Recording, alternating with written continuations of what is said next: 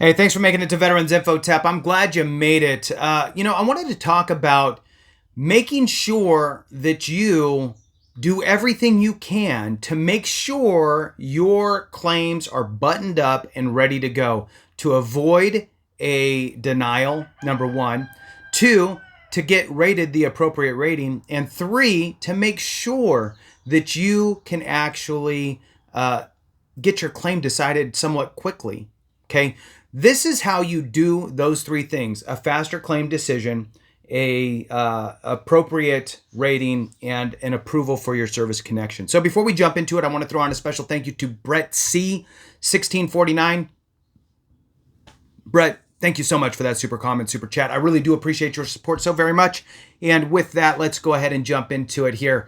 So, number one, at the end of the day, you're going to need to file your claim. Okay, so everything you do up front is all for this magical day of submitting your claim. I am going to tell you right now that if you have a second set of eyes on your claim, it will help you get all of these things done appropriately. So whether you find a viable free source, great. Whether you think you could do it yourself, okay. But if you can't find a free resource that is on the ball for you, I highly suggest utilizing other options out there. VETCOMM is a great resource. I've done a few collaborations with Kate over at VETCOMM. You'll see those. We did a live recently. You can go back and see that. That is a great company. It's fairly large, so there's short wait times to get the assistance that you may need. So they will go through all of the things that you need to do in order to help you get these three things accomplished that I'm going to talk about. So their information's in the description and in the comments. With that, let's jump into it. I have to sneeze, so I'm making funny faces. That's, whatever. So I might actually just pause and sneeze. All right, I'm back. Who knows if that's going to happen again? Welcome to the springtime. So, number one, okay, so let's try to do this in a logical order. So the number one thing that you're really going to want to make sure you take care of is really making sure that you get service connected. Many places out there just focus on that, get service connected. Yes, there's more to it than that. The second piece is really making sure that you supply all the information that you need to get the appropriate rating. Because who cares if you got, it's still a win, but really, if you're supposed to be a 50% rating and you end up getting rated 0, now you got to go through more footwork to make it right. The last piece here is making your claim move quicker through the process. Now, we can't speed up the VA. But what we can do is provide them a very, very easy to follow claim where any questions that come up in your claim are answered within your claim in a very clear and precise way. That, my friend, will speed up the process. Now, before we go any further, hit the thumbs up, subscribe, share with a friend, all that good stuff. I really appreciate it. Every thumbs up, every minute really does help the channel spread its reach, which is what we're trying to do. And if you want to support in other ways, consider being a member. Thank you so much to all you members. I really do appreciate your support, and I do my best to get back to you in the comments. All right, so let's look at evidence. Evidence is key, not just lay evidence like, statements and that type of stuff, but medical evidence specifically. Here is the biggest tip that I can give you for your medical evidence. This is the tip. If your doctor can't, won't, or doesn't understand how to provide you the specific medical evidence that you need to support your claim, not just for service connection, but also for the appropriate rating, utilize AME, American Medical Experts. Their information is also here for you as well in the description and in the comments. They are pros, they are board certified doctors, and they can help you develop your claim. So in the event that you go to, let's just talk this through, you go to a place like VETCOMM. They start helping you. They're letting you know, hey, look, you need to go get this documented. You need this written this way. You need this, that. Your doctor doesn't, won't, can't. Go to AME, get the things that you need to support your claim. At the end of the day, this is $1 million deal or multi-million, depending on your age. You need to treat it like that and really support your claim. All right. So, number one, the first thing that you should ever do is file an intent to file.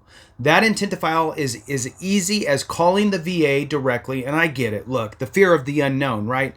This is how it goes. If you call the VA, they're going to answer and they're going to say, how can I help you? And you're going to say, I'm veteran so-and-so, and I just was thinking about filing a compensation claim, and I'd like to put in an intent to file. And they'll say, okay, and they'll put that in for you. Done. That buys you 1 year of time to get all of your claim evidence together.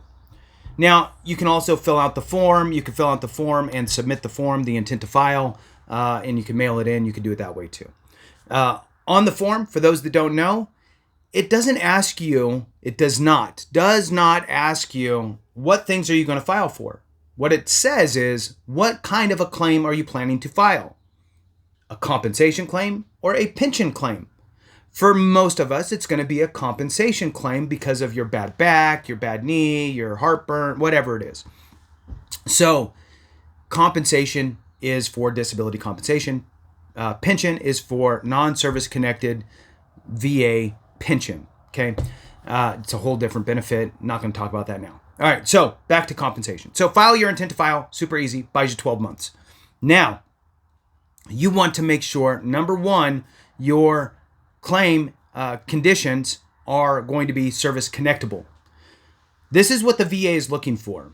They're looking for, prove to me that you have served in the military and you have a other than dishonorable type of a discharge for benefits purposes, right? So great, here's my DD-214. That DD-214 or DD-214s gives the VA the information they need to, one, prove you're a veteran, two, prove that you have the appropriate discharge, and three, gives you a window of opportunity, unless it's like maybe a presumptive condition. So for direct service connections, it gives you a window of opportunity. Entry date, exit date, this is what they're looking at for service-connected conditions. Number two, what they're going to need is a diagnosed condition. You can't just say, I have arthritis. That doesn't work. You actually need to go get diagnosed for arthritis, we'll just say, in your back due to a lumbar condition that you developed by carrying 81 millimeter mortars or whatever your situation is, right? You need to have a diagnosis. The diagnosis needs to be for something that is chronic in nature or has residual effects. It has to be something that's ongoing. It can't just be a flash in the pan thing. It has to be something that is giving you problems for now and into the future. So chronic in nature or residual effects. The third thing that the VA is going to want to see for your service connection is what's called a nexus. Okay, a nexus is the link. Prove to the VA the link between your diagnosed condition and your time in service. The good news is if you got diagnosed for something while you were in service, or you could document some sort of an injury while you were in service, those dates are in your window of opportunity, entry date, exit date, diagnosed date. So that is the nexus. The bad news is most of us rub dirt on it, take some Motrin, drink some water, change our socks, and move on. So we get out of the military, our window of opportunity slides over. Then 5 years later, we get diagnosed for whatever the condition is, and we start trying to get treatment for it or whatever. Now, our diagnosis is outside of our window of opportunity. Now what we have to do to provide the nexus evidence is we need to, what I call, build a bridge back to your time in service. So you're going to articulate why you didn't get diagnosed while you were in service, how it happened to you, and explain kind of the mindset that you had, right? I like to use things that are easily kind of treated with over-the-counter stuff, or you can kind of just deal with, let's say, migraine headaches, right? So you join the military, you never had migraines. 2 years in, you start getting migraines. You just get some Motrin from your medic or your corpsman, and then you move on. And then you get out of the military, and then you just keep buying Motrin until 5-10 years later, you decide to tell your doctor, hey, yeah, I get migraines, 2 times a week.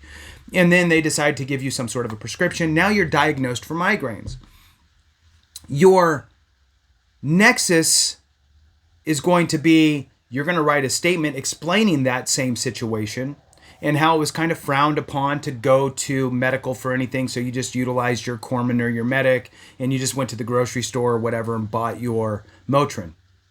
Then you're going to see if you have anybody that knew you during your time in, other people you served with, maybe some family members, and have them write letters attesting to their knowledge of, yeah, I saw him or her suffer from migraines when they were in the military, whatever, right? So they tell their story. So that is considered lay evidence. That's good. It tells the story and explains some things. Now you're going to need some medical evidence. So maybe your MOS, maybe you were a fuels person, right? So you're sniffing jet fuel all day. I don't know. I'm not a doctor, but maybe that could attribute to migraines. Don't know. Have a conversation with your doctor. You're going to want your doctor to write you a nexus letter, essentially stating at a minimum that it is at least likely is not to have manifested during your time in service. Now, if your doctor will say more than likely, then you want that, obviously. If your doctor can't, won't, or doesn't, AME will take care of that for you. They will do nexus letters for you all day long. So that is the last piece of service connection, getting that appropriate evidence put together so you can get service connected. Now, you also want to make sure that your service connected condition gives you the appropriate rating. How does that work?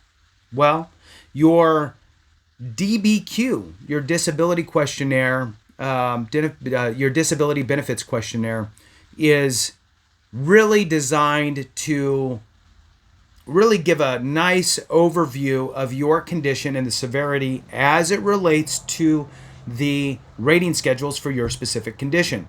And if filled out appropriately, it's a very easy thing for the VA raters to look at and go, oh, okay, great. You rate this on the rating schedule because it clearly states it in this DBQ. There are a bunch of public-facing DBQs. You could type in VA DBQ and it should drive you straight to the VA's website with public-facing DBQs. You can take one of those to your doctor, have them completed. Warning, garbage in, garbage out, right? If your doctor doesn't understand what you're looking for and doesn't understand the VA rating schedule and doesn't understand that this is all important to create the specific, outline of information for the VA to rule in your favor appropriately, you're going to need to bring your doctor up to speed and make sure that they get this right. If your doctor can't, won't, or doesn't, again, AME, they do DBQs. So again, board certified doctors, everything's done telehealth. All right. So the DBQ is essential to get the appropriate rating. In my opinion, you really want to make sure that you outline. Now that's just the form, right? That is the conduit for the information. It's easy for the VA to read it. They understand it. It's their form. So really, it's a blank form, so it doesn't mean anything if it's not filled out appropriately. You really have to make sure you're working with the doctor that understands what the VA is looking for, and if they don't, you need to bring that to their attention and educate them with regard to the information in the rating schedule for that specific condition. Lastly, making your claim move quicker through the process to get it fully adjudicated. Well, by default, supplying everything appropriately to the VA will speed up your claim because everything is completed appropriately. There's less back and forths, and in some cases, the VA might not even assign a C&P exam if you've provided them everything that they need to really understand the service connection piece is solid and that the rating information is solid. If it's all just kind of garbagey information, the VA can't ascertain what your rating should be. So they're going to have to schedule you a CMP exam so their CMP examiner can complete a DBQ as it relates to the rating schedule. So you can circumvent a lot of that if you put the footwork in up front. Again, that intent to file will give you a 12-month period in order to get that all together. And oftentimes your intent to file date will become the effective date for any sort of back pay. With that, thanks for watching. I appreciate you. Have a great one. And remember, if we don't take care of each other, something went wrong.